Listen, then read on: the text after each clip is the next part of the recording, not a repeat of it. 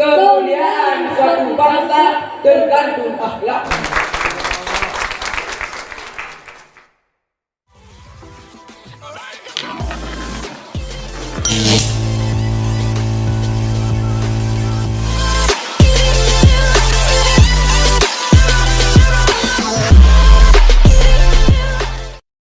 Assalamualaikum warahmatullahi wabarakatuh.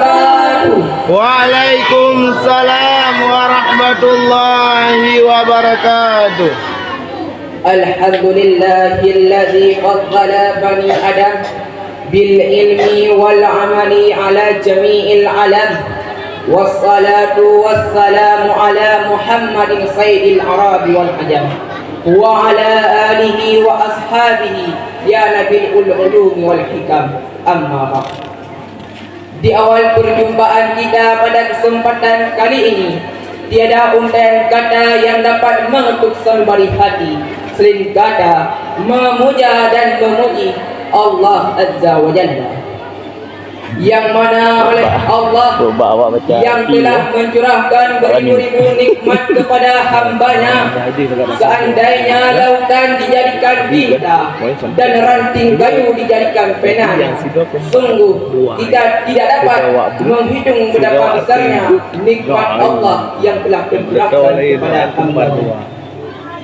Selamat bermahkotakan salam tidak lupa juga kita hadiahkan kepada seorang proklamator Islam yang bertitel dengan titel Habibullah, yang berpangkat dengan pangkat Rasulullah.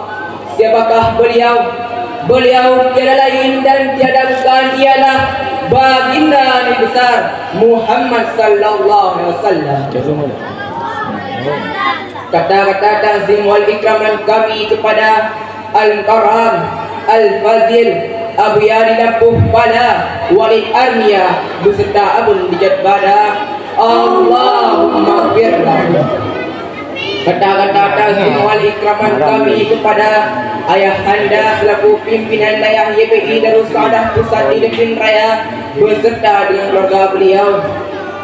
Kata-kata ta'zim wal ikraman kami kepada Walid selaku pimpinan dayah YPI Darussadah Cabang Lutung beserta dengan keluarga beliau. Dan kata-kata penghormatan kami kepada guru bantu yang sudut ura maupun malam. Dan kata-kata penghormatan kami kepada Dewan Hakim yang lagi bijaksana, yang insya Allah menilai kami dengan seadil-adilnya. Dan kata-kata teristimewa kami kepada seluruh hadirin dan hadirat yang insya Allah jalan-jalan surga. Amin. Hadirin ma'asyiral muslimin rahimahumullah. Dewasa ini sering kita temui manusia yang hidup bebas, geringas, ganas, bahkan lebih ganas dari binatang buas karena kurangnya pendidikan akhlak. Untuk itu, pada kesempatan kali ini, izinkan kami menyampaikan sebuah syarhil Quran yang berorientasi kemuliaan suatu bangsa tergantung akhlaknya. Dengan meringkas surah Al-A'raf ayat 96 yang akan dibacakan oleh Karimah Gam.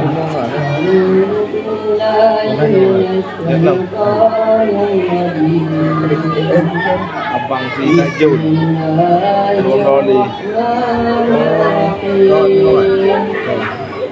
ولو أن أهل القرى آمنوا واتقوا لفتحنا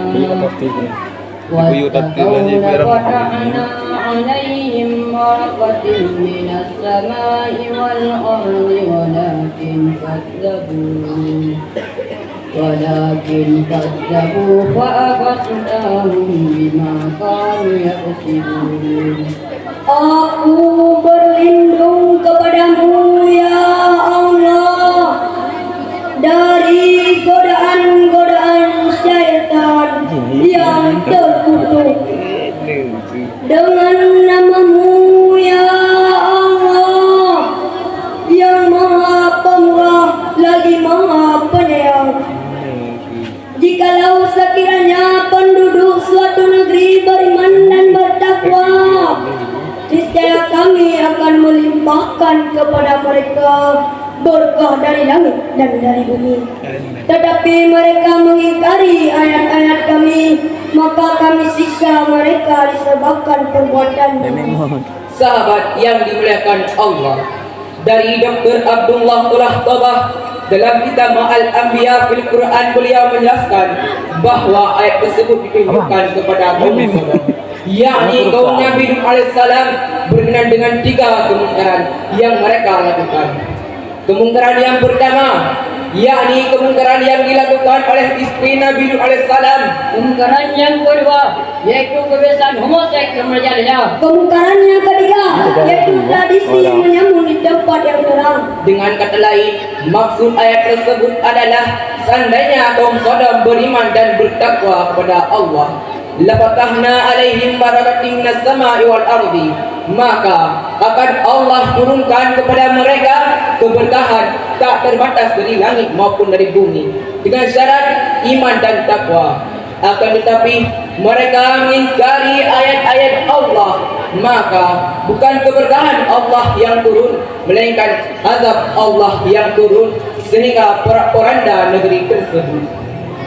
Hadirin yang dicintai Allah, kemungkaran-kemungkaran inilah yang menyebabkan kaum Sodom diluluh dan dahsyat oleh Allah Subhanahu wa taala, dan secara langsung maupun terselubung.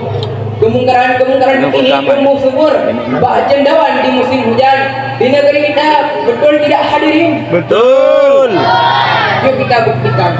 Kemungkaran yang pertama, yakni kemungkaran yang dilakukan oleh istri Nabi Nuh alaihissalam.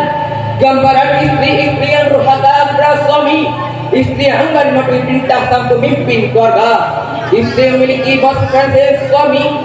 Dan apakah hal ini kita temui di negara Aceh yang kita cintai ini? Ya, bahkan merajalela. Kemungkaran yang kedua yaitu kebiasaan homoseks. Kebiasaan inilah yang menyebabkan kaum Sodom durhaka kepada Rabbi. Hubungan badan antara sesama jenis dianggap biasa-biasa saja. Tempat-tempat maksiat merajalela di mana-mana. Bahkan hubungan badan antara lawan jenis dianggap wajar-wajar saja.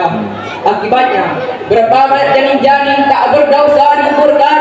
Berapa banyak bayi-bayi yang lahir tanpa ayah. Berapa banyak bayi-bayi mungil yang dibuang di tempat sampah. Di tempat-tempat yang menjadikan mereka seolah-olah tak berarti. Astagfirullahaladzim. Dan apakah hal ini kita temui di negara Aceh yang kita cintai ini? Negeri yang bertanya mayoritas beragama Islam. Di negeri yang subur banyak orang bilang dan merupakan istiwa.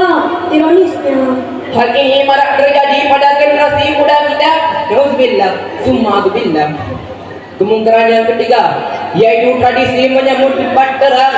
Ini adalah bukti korupsi, Kolusi dan nepotisme. penyalahgunaan kekuasaan, penyerahan dana pembangunan yang akhirnya bukan pembangunan nasional yang kita rasakan, akan tetapi pembangunan nasional yang masyarakat perlukan. Allah Subhanahu wa taala berfirman dalam surah Al-Isra ayat 16. Iza aradna an nuhlika qaryatan amanna mutrafiha wa fadaku fiha wa hatta 'alayha qalu fadammarna tadmira. Dan jika kami hendak membinasakan suatu kaum, maka kami perintahkan kepada orang yang hidup mewah di negeri itu untuk menaati Allah. Tetapi bila mereka durhaka di negeri itu, maka sepantasnya berlakulah hukuman kami, dan kami binasakan kaum itu, hancur berantakan. Hadirin rahimahumullah, kemungkaran-kemungkaran inilah yang membuat kaum Sodom dihancurkan oleh Allah, sekaligus menjadi problematika umat yang hadapi bangsa kita dewasa ini. Nauzubillah min zalik.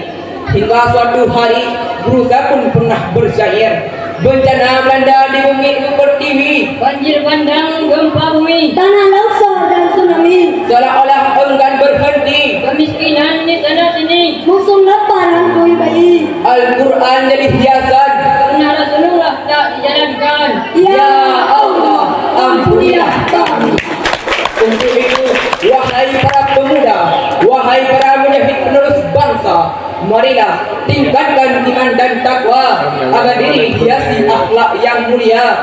Dan ingatlah seruan Allah dalam hadis kudusi, ayuhal syab, at-tariqu sawatu dijali anta indi kabadi malaikati.